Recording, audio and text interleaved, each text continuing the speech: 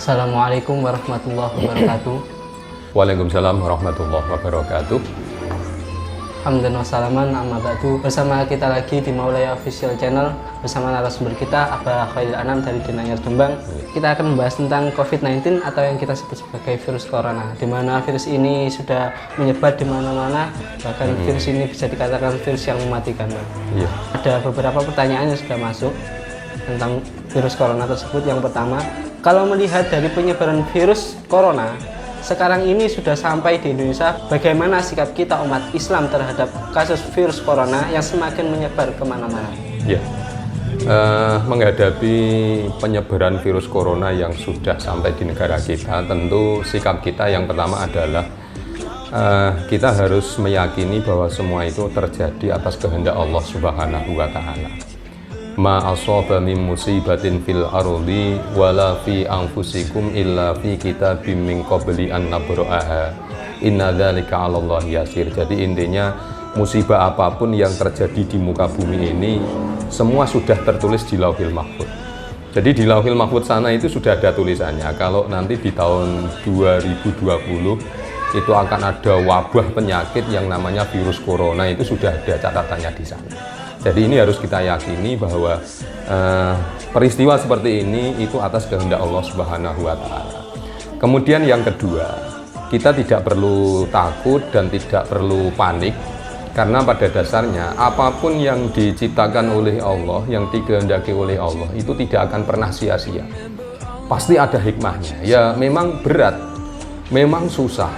Kita tahu semua lini kehidupan lumpuh. Sektor ekonomi lumpuh, pariwisata lumpuh, bahkan pendidikan pun lumpuh. Memang tidak enak, tetapi semua itu pasti ada hikmah yang besar di balik peristiwa itu semua. Bahkan ada satu kisah yang mungkin itu sangat membuat orang itu kecewa, tapi ternyata di situ ada hikmah besar. Ada salah satu seorang penumpang pesawat itu yang ketinggalan pesawatnya. Jadi begitu dia sampai di bandara, pesawatnya sudah take off. Dia betapa ruginya, sudah kehilangan tiket, ketinggalan acara, ketinggalan penghasilan, bukan main, pokoknya kecewa. Tapi ternyata setelah setengah jam kemudian itu ada informasi bahwa pesawat yang sedianya dia tumpangi ya itu jatuh. Begitu mendengar informasi bahwa pesawat tadi itu jatuh, alhamdulillah, luar biasa bahagianya. Seandainya saya tadi ikut pesawat itu, niscaya sudah jadi korban. Inilah hikmah di balik peristiwa yang itu awalnya tidak enak, tapi ternyata belakangnya membawa hikmah yang besar. Itu yang kedua. Kemudian yang ketiga, dengan adanya peristiwa virus corona ini, kita tidak boleh pasrah bongkoan. Ya artinya jangan kok kemudian ya sudahlah, semua itu sudah dikehendaki Allah, nah, apa boleh buat ya. Kita mau apa lagi, wong sudah dikehendaki Allah. Oh, tidak boleh seperti itu namanya pasrah bongkoan. Jadi kita tetap harus melakukan ikhtiar, melakukan usaha, baik itu secara batin maupun secara lahir. Ya, secara batin tentu dengan mendekatkan diri kepada Allah, memperbanyak doa. Kalau secara lahir, ya sebagaimana instruksi anjuran dari pemerintah, kita harus menerapkan PHBS, pola hidup bersih dan sehat, menjaga lingkungan, menghindari kontak langsung dengan manusia karena dikhawatirkan nanti terjadi penyebaran virus. Kemudian cuci tangan, cuci kaki, dan lain sebagainya. Pokoknya instruksi dari pemerintah, anjuran dari pemerintah itu kita ikuti sebagai bentuk ikhtiar lahir kita. Jadi insya Allah dengan seperti itu kita tidak lagi panik, tidak lagi takut, ya apalagi suasananya membuat orang itu ketakutan yang bukan main, itu enggak. Begitu. Yang kedua, iya, pemerintah telah mengeluarkan beberapa kebijakan untuk menanggulangi penyebaran virus corona. iya. Di antaranya menghentikan sementara aktivitas-aktivitas yang melibatkan berkumpulnya banyak manusia. Sebenarnya hal itu menurut tinjauan agama bagaimana? Iya, apa yang dilakukan pemerintah ini sudah sangat tepat. Jadi ini sudah sesuai dengan anjuran dari Rasulullah Muhammad SAW. Jadi dulu di zaman Nabi itu juga ada peristiwa seperti ini. Jadi ada semacam wabah penyakit yang menyebar dan itu membahayakan. Jadi kalau dulu itu penyakitnya penyakit judam dan baros, itu yang yang menular, sehingga Rasulullah itu kemudian menyampaikan dalam sebuah hadisnya, idza sami'tum bitta'un fi ardin fala tadkhuluha. Jadi kalau kalian itu mendengar ada wabah penyakit di satu daerah, maka kamu jangan masuk. Wa idza waqa'a fi ardin wa antum fiha fala takhruju minha. Kalau memang wabah itu di satu daerah sementara kalian ada di situ, maka kamu jangan keluar. Ini untuk mengantisipasi biar penyebarannya itu tidak semakin luas. Jadi untuk meminimalisir korban yang berjatuhan dari penyakit itu. Jadi kalau pemerintah kemudian mengeluarkan kebijakan supaya menghindari aktivitas-aktivitas yang di situ berkumpul banyak manusia, ini kan kekhawatirannya ini semakin menyebar. Jadi apa yang telah dilakukan oleh pemerintah ini sangat tepat sesuai dengan anjuran Nabi Muhammad SAW. Yang ketiga, ada beberapa daerah yang kemarin itu meniadakan sholat Jumat dan digantikan sholat duhur karena khawatir virus corona semakin menyebar. Ini kalau menurut pandangan Islam bagaimana? Iya, jadi memang hari Jumat kemarin ada beberapa daerah yang meniadakan sholat Jumat diganti dengan sholat duhur. Jadi ini begini pertimbangannya. Pertama, kalau memang daerah itu aman, ya tidak terjadi virus corona, maka masyarakat itu tetap wajib untuk Jumatan. Kalau daerahnya tidak aman, ini yang kedua. Jadi kalau daerahnya tidak aman dan masyarakat ini orang-orangnya sehat, gitu, tetap wajib Jumatan, kecuali kalau dia khawatir ya terdampak virus corona. Nah, mungkin sebab kedua inilah yang dijadikan acuan kemarin, kekhawatiran terjadi penyebaran. Daerah itu tidak aman, jadi teridentifikasi daerah ini ada penyebaran virus corona, sementara masyarakatnya sehat, gitu. Itu secara hukum tetap wajib Jumatan. Cuman kalau dia khawatir, maka boleh tidak Jumatan. Ini yang dijadikan acuan kemarin itu. Jadi sebagian daerah-daerah itu ada yang tidak Jumatan karena ada kekhawatiran ya terdampak virus corona. Tapi kalau mereka tidak khawatir, ya tidak apa-apa Jumatan. Begitu. Ini yang kedua. Kemudian yang ketiga, bagi orang-orang yang telah positif mengidap virus corona, maka ini tidak boleh. Ya berangkat ke masjid untuk ikut sholat Jumat tidak boleh, bahkan ini haram karena ini bisa menular kepada yang lain.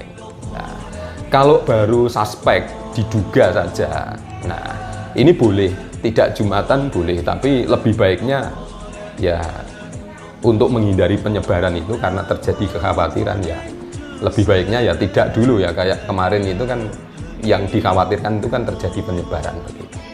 Ya ini menurut pandangan agama itu paling tidak ada 4. Jadi kalau memang daerah itu memang benar-benar aman, maka tetap wajib Jumatan. Kalau tidak aman, begitu ya, dan masyarakatnya sehat, tetap Jumatan, tapi kalau khawatir, boleh tidak Jumatan. Kalau orangnya itu positif corona, maka tidak boleh, maka bahkan haram. Itu. Tapi kalau masih diduga, ini boleh dan juga tidak boleh. Terserah, boleh Jumatan, ya boleh tidak Jumatan. Begitu. Tergantung kondisi. Iya, tergantung kondisinya. Begitu. Dan ini yang terakhir, apa ada amalan-amalan khusus agar kita terhindar dari virus corona? Ya. Jadi agar kita terhindar dari virus corona, itu pertama sebagaimana anjuran Nabi itu kita harus sering-sering wudhu. Karena Nabi sendiri itu mengingatkan bahwa di akhir zaman nanti itu ada wabah penyakit yang mengenai manusia. Ya. Jadi kebanyakan manusia itu kena wabah penyakit itu kecuali umatku yang menjaga wudhunya. Jadi dengan menjaga wudhu itu, ya insya Allah akan terhindar dari penyakit. Dan ini kan sudah diterapkan dalam PHBS, pola hidup bersih sehat itu kan bagaimana harus cuci tangan, cuci kaki. Otomatis orang itu kalau wudhu kan cuci tangan, cuci kaki, cuci wajah, cuci hidung. Nah, makanya kalau sehari semalam dia sholatnya 5 kali, paling enggak kan cucinya sudah 5 kali. Itu jadi diharapkan dengan selalu berwudhu, ya insya Allah orang ini akan terhindar dari penyakit. Itu yang pertama. Kemudian yang kedua, membaca sholawat tibbil qulub. Allahumma sholli ala sayyidina Muhammadin tibbil qulubi wa dawaiha wa afiyatil abdani wa shifaiha wa nuril absari wa dhiyaiha wa ala alihi wa sahbihi wa sallim. Ya dibaca sebanyak-banyaknya. sebagai ikhtiar batin kita.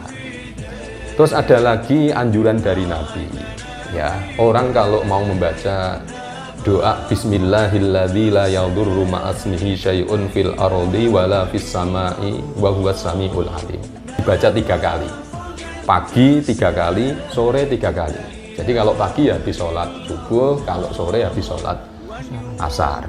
Insya Allah akan terhindar dari sesuatu yang membahayakan. Itu.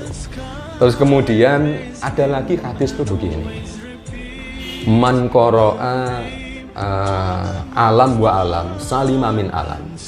Jadi barang siapa yang membaca alam dan alam, alam yang pertama itu alam nasyarah, alam yang kedua alam taro kaifa fa'ala rabbuka bi ashabil fil, maka salima min alamin, dia akan selamat dari penyakit.